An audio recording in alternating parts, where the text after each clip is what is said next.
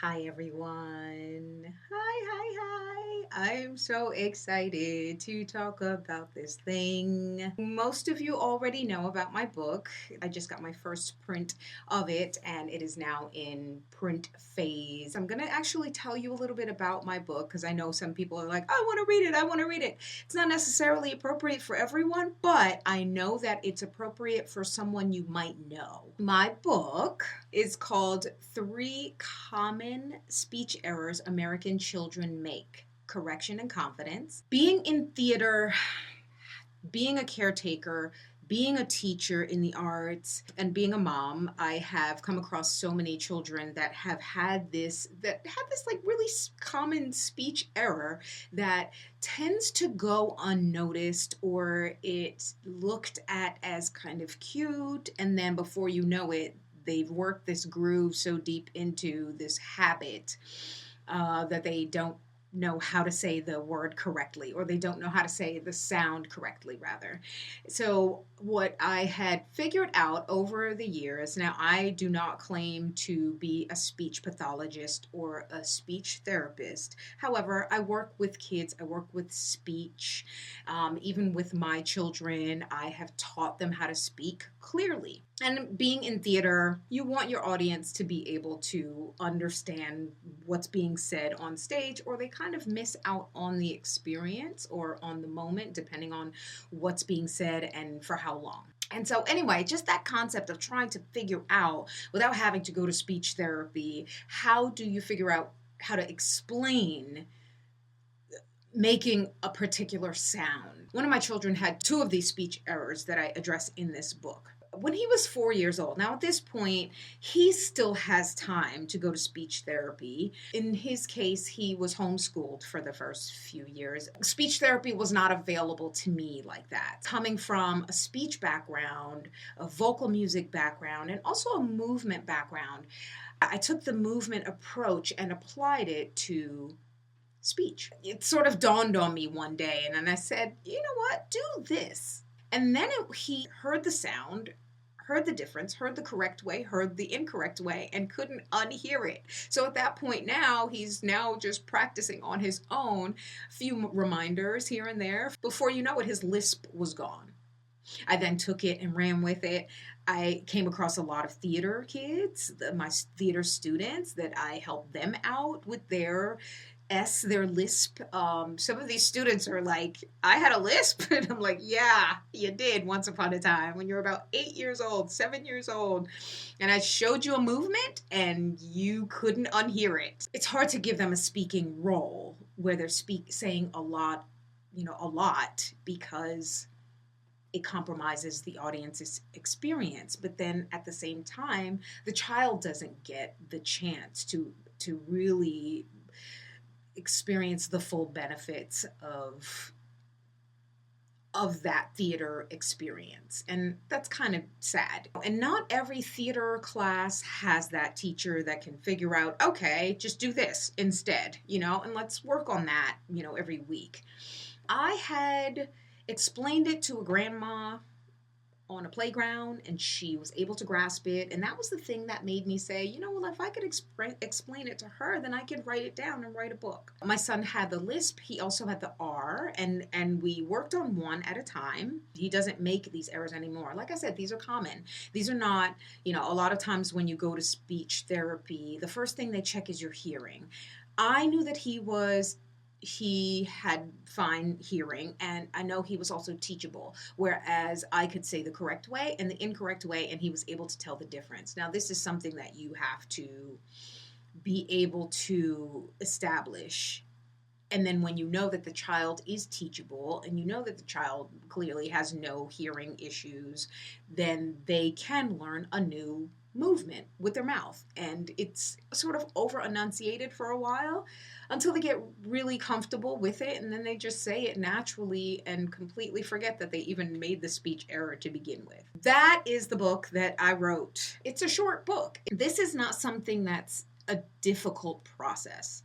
By the time I had gotten to children that I was nannying, I decided to add I had added little activities and games and little fun things that can go along with it, with, for a parent that is not quite savvy in teaching, but wants to help their child with these particular speech errors, or any one of those particular speech errors. This is just a tool book, and you could see it's not, this is a thin book. This is a quick reader, a quick read.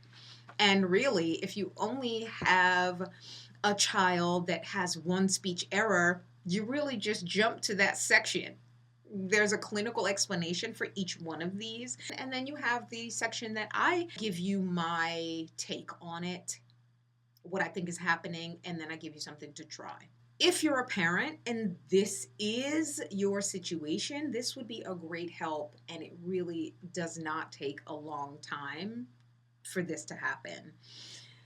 But the potential for your child to be able to speak in public, be understood, read in front of the class, have a theater role, the potential that they have, they really can reach it because of one little mistake or one little error that wasn't quite addressed. And before you know it, life gets busy. Parents get busy. We forget that some things, we get so used, our ears become so attuned to what our children are saying, that we know what they're saying. So there's you forget that it's a speech error. And then you see it when they have to have a speaking role. Then you see it when they have to read in front of people. Then you see it when your child is speaking to someone else and they're 7 years old and they're 8 years old and they're 9 years old. That's when you start going, uh-oh. A lot of times, some of these children that I helped, they came to my class at 8 years old and their parents were at a loss because they didn't know what to do at this point, sort of past speech therapy years. The early speech therapy years, and they don't know what to do, and they're hoping that theater class will help.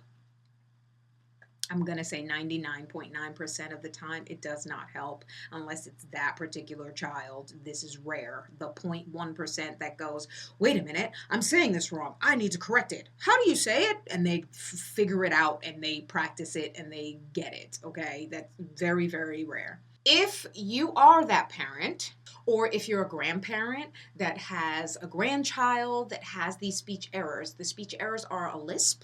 They are the R and the L. This book is such an easy, comprehensive, clear, simple, really simple way to approach it with a movement approach. When you learn a new dance move, it's really awkward at first. You practice, it becomes natural. That literally is the approach that I'm taking. It is tried and it's true, and each individual is different. So sometimes it'll take a couple weeks, sometimes it'll take a couple months. That's fine. But this is an approach. Good news. The book is actually available if you want to buy it online. Okay, see, I keep bugging out. I'm bugging out that I'm saying this. The book is available at bookstore.dorancepublishing.com. If you look up Camille Armstrong, you can actually the book will pop up and you can get it online.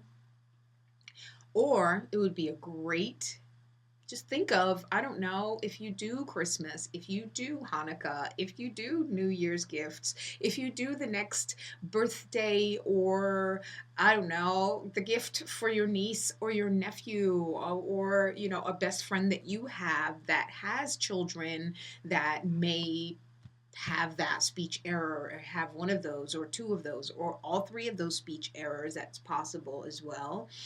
This is a great gift.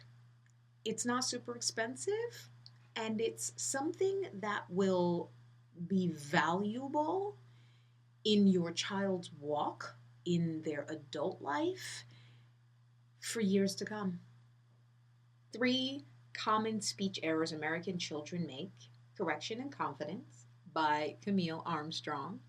Get it at bookstore.doranspublishing.com. On Doran's Publishing website, you can write a review. So if you've read the book, if you do read the book and you try it out, or you go, wow, this is really easy to understand, please, by all means, write a review. It's a game changer. Thank you so much for your support.